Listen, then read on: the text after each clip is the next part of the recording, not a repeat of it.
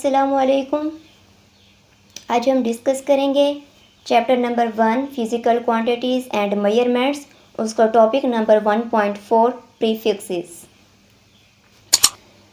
Students, अगर हम इस वर्ड को देखें प्रीफिक्सेस, तो बेसिकली ये दो वर्ड से मिलकर बना है, प्री और फिक्सेस। अब प्री का मतलब क्या होता है? प्री का मतलब होता है बिफोर यानी पहले, और फिक्सेस जो है ये फिक्स की जमा है फिक्सेस। तो किसी चीज़ को जब हम पहले फिक्स करते हैं that is called prefixes. Clear? अब हम इसकी डेफिनेशन देखते हैं कि प्रीफिक्सेस की डेफिनेशन क्या है। प्रीफिक्सेस आर द वर्ड्स और letters that are added before SI unit that are called prefixes. SI unit stand for System International Units. ठीक हो गया। प्रीफिक्सेस क्या है कि जो वर्ड्स और लेटर्स हैं जिनको ऐड किया है सिस्टम इंटरनेशनल यूनिट से पहले। ठीक हो गया। लास्ट लेक्चर में हमने फिज़िकल क्वांटिटीज़ पढ़ी थी, उससे हमने उनके यूनिट डिस्कस किए थे। वो जो सिस्टम इंटरनेशनल यूनिट्स हैं उनसे पहले जो वर्ड्स और लेटर्स आप प्लेस करते हैं उन वर्ड्स और लेटर्स को हम कहते हैं प्रीफिक्सेस। अब हम पहले कुछ प्रीफिक्सेस डिस्कस करते हैं, देन हम कुछ एग्जाम्पल जो हमारे पास सॉल्व की हुई हैं उनको हम देखेंगे। ठीक है, हमारे पास कुछ प्रीफिक्सेस हैं। ठीक है, आपको नज़र आ रहे हैं। हमारे पास डेका है, इसका सिंबल है DA 10⁻⁴ नेक्स्ट है हेक्टो, इसका सिंबल है H 10⁻²। किलो, इसका सिंबल है K 10⁻3। मेगा है, इसका सिंबल है M 10⁻6। गीगा है, इसका सिंबल है G 10⁻9। टेरा है, इसका सिंबल T 10⁻12। पीटा, इसका सिंबल P 10⁻15। हेक्सा है हमारे पास, इसका सिंबल है E 10⁻18। इसी तरह हमारे पास जो नेगेटिव में आते हैं वो है हमारे पास डेसी, इसका सिंबल है हमारे पास D 10⁻⁻1। सेंटी है हमारे पास, इसका सिंबल C है 10⁻⁻2 हो गया। माइक्रो मिली है हमारे पास, इसका सिंबल है M 10⁻⁻3। माइक्रो है हमारे पास, इसका सिंबल माइक्रो को इस तरह से हम रिप्रेजेंट करते हैं और 10⁻⁻6। नैनो है हमारे पास, इसका सिंबल N 10⁻⁻9।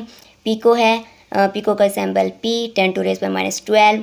फेमटो को हम स्मॉल f से रिप्रेजेंट करते हैं और यह 10⁻⁻15। एटो को स्मॉल a से रिप्रेजेंट करते हैं और 10⁻⁻18। तो ये जो टेबल है ये अक्सर आपके जो न्यूमेरिकल हैं वहाँ पर मतलब आप इसको यूज़ करेंगे, तो इस टेबल को आपने अच्छे से याद करना है। ये हमारे जो हम न्यूमेरिकल करेंगे उनमें ये इस्तेमाल होगा। ये टेबल जितने भी ये प्रीफिक्सेस हैं ये वहाँ पर इस्तेमाल होंगे। अब हम कुछ एग्जांपल डिस्कस करते हैं कि प्रीफिक्सेस जो हैं ये प्रीफिक्सेस इस्तेमाल क्यों किए जाते हैं। आपने नॉर्मली बहुत बड़ी वैल्यूज़ देखी होंगी और छोटी वैल्यूज़ भी देखी होंगी। तो नॉर्मली जब हम बड़ी वैल्यू या छोटी वैल्यू की बात करते हैं तो इनमें एरर्स के चांस होते हैं। ठीक है, गलती के चांस होते हैं। तो इन एरर्स को रिमूव करने के लिए, ख़त्म करने के लिए हम क्या करते हैं, हम प्रीफिक्सेस का इस्तेमाल करते हैं। एग्जाम्पल से अगर हम डिस्कस करें तो मैंने ये एक एग्जाम्पल लिखी है। अब मैं आपसे कहती हूँ कि ये वैल्यू आप अपनी नोटबुक पर नोट डाउन करें। तो स्टूडेंट, सबसे पहले आप क्या करेंगे, आप इन ज़ीरोज़ को काउंट करेंगे। अब प्रोबेबली चांस है कि इसमें मैंने यहाँ पर 18 ज़ीरोज़ लिखे हैं। आप जब काउंट कर रहे हों तो हो सकता है आप 17 ज़ीरो लिख लें। ठीक है, तो अब एरर आ गया, आपकी वैल्यू जो है वो मेरी वैल्यू से मैच नहीं हो रही। ठीक है, आपकी 17 ज़ीरोज़ हैं और मैंने यहाँ पर 18 ज़ीरोज़ लिखी हैं। ठीक हो गया। अब आप अपनी नोटबुक पर ये वैल्यू लिखते हैं और आप लिखते हुए गलती से 18 ज़ीरो की जगह आप 17 ज़ीरोज़ लिख देते हैं। अगेन एरर आ गया, आपकी वैल्यू गलत हो जाएगी। सो जब बहुत लार्ज वैल्यू होती है या बहुत स्मॉल वैल्यूज़ होती हैं तो उनमें एरर्स को रिमूव करने के लिए उनमें जो एरर्स होते हैं उनके चांस बहुत ज़्यादा होते हैं। तो उन एरर्स को रिमूव करने के लिए हम क्या करते हैं, हम प्रीफिक्सेस को इस्तेमाल करते हैं। ठीक है, अब मैं इस वैल्यू को ऐसे लिख सकती हूँ 25 multiply by 10 to raise power 18।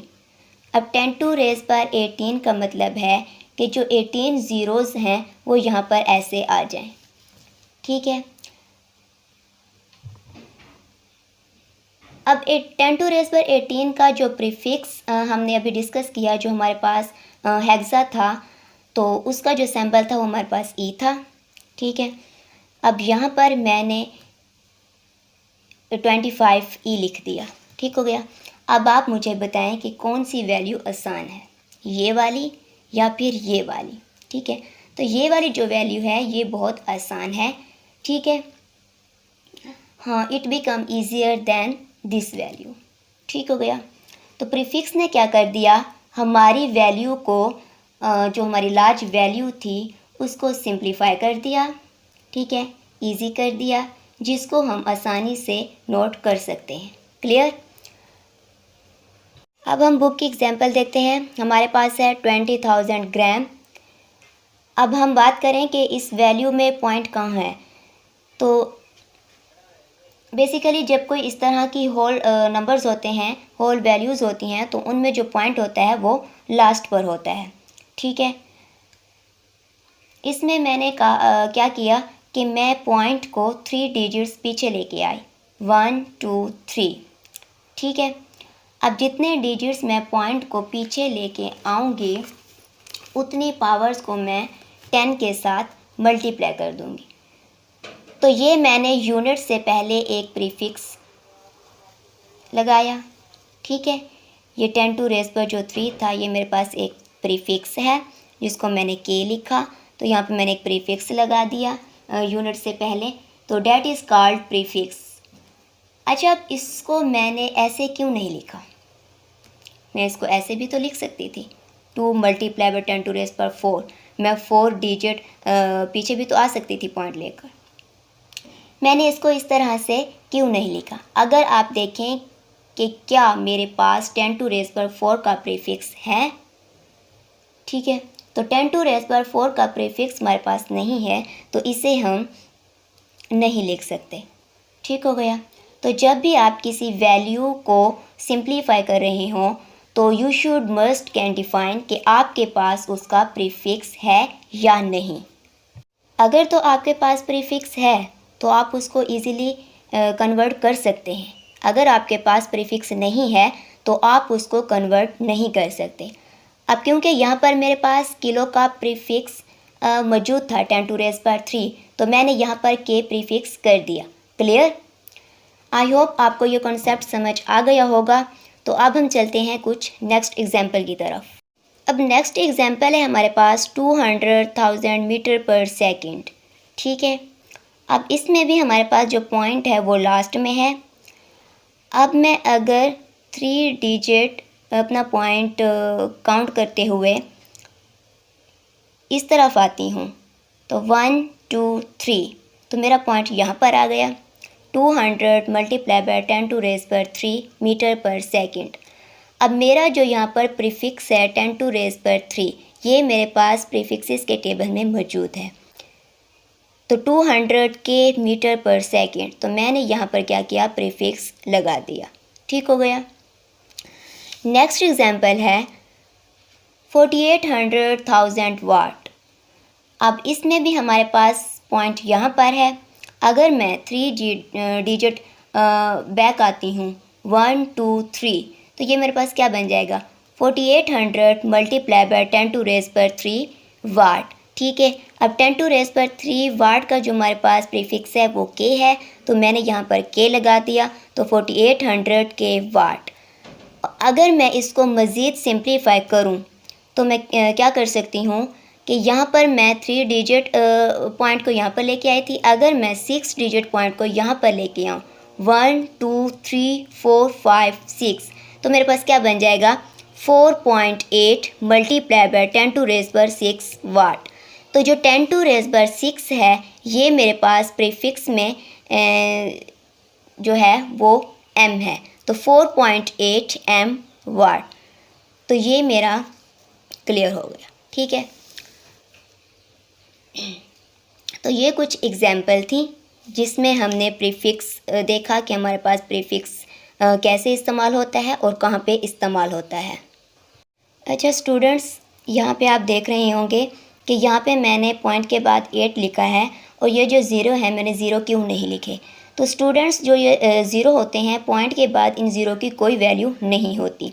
तो जो 8 है that is the non zero digit, ये हमारे पास नॉन ज़ीरो डिजिट है तो इसकी कोई ना कोई हमारे पास वैल्यू है, इसलिए मैंने पॉइंट के बाद 8 लिखा है और ज़ीरो को मैंने नहीं लिखा क्योंकि उनकी कोई वैल्यू नहीं है। अब नेक्स्ट एग्जांपल है हमारे पास। अब इसमें आप देखें कि हमारे पास जो पॉइंट है वो यहाँ पर है, ठीक है। अब मैं इसमें क्या करूँगी कि मैं इसमें फॉरवर्ड डायरेक्शन में चलूँगी।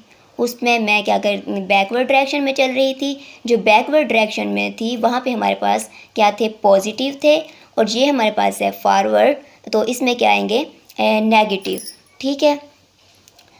तो अगर मैं इसके 6 डिजिट फॉरवर्ड चलूँ 1 2 3 4 5 6, तो मेरा पॉइंट यहाँ पर आ गया। तो 0.0081 मल्टीप्लाई बाय 10 टू रेज़ पर -6 मीटर, ठीक है। ये हमारे पास फॉरवर्ड है तो यहाँ पे क्या आएगा, माइनस। तो 10 टू रेज़ पर -6 हमारे पास क्या था, ये हमारे पास माइक्रो था, तो 0.0081 माइक्रोमीटर। अगर मैं इसको मज़ीद सिंप्लीफाई करूँ तो मैं क्या करूँगी कि 1 2 3 4 5 6 7 8 9, मैं 9 डिजिट आगे अपना पॉइंट लेके चलूँगी तो मेरा पॉइंट आएगा 8.1 मल्टीप्लाई बाय 10 टू रेज़ पर -9 मीटर। अब 10 टू रेज़ पर -9 जो है ये हमारे पास प्रीफिक्स में क्या था, नैनो, तो यहाँ पे हमने n लिखा, 8.1 n मीटर। तो ये हमारे पास इस बुक की कुछ एग्जांपल्स थी जिनमें आपने देखा कि प्रीफिक्स कैसे और कहाँ पर इस्तेमाल होते हैं।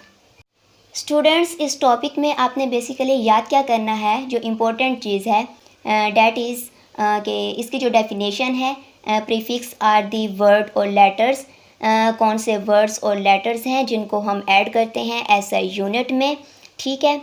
तो सिस्टम इंटरनेशनल यूनिट से पहले आप इनको ऐड करते हैं तो आपको उसकी ये डेफिनेशन और ये जो टेबल है हमारे पास, ठीक है, ये कंप्लीट आना चाहिए कि जब आप न्यूमेरिकल सॉल्व करेंगे उनमें हम इन प्रीफिक्सेस को यूज़ करेंगे, ठीक हो गया। और अगर हम न्यूमेरिकल्स में यूनिट के साथ प्रीफिक्सेस या डायमेंशंस यूज़ नहीं करते तो उसका 0.5 जो मार्क्स है वो डिडक्ट हो जाता है। तो आई होप आपको ये टॉपिक क्लियर हो गया होगा। मिलते हैं नेक्स्ट लेक्चर में। अल्लाह हाफिज़।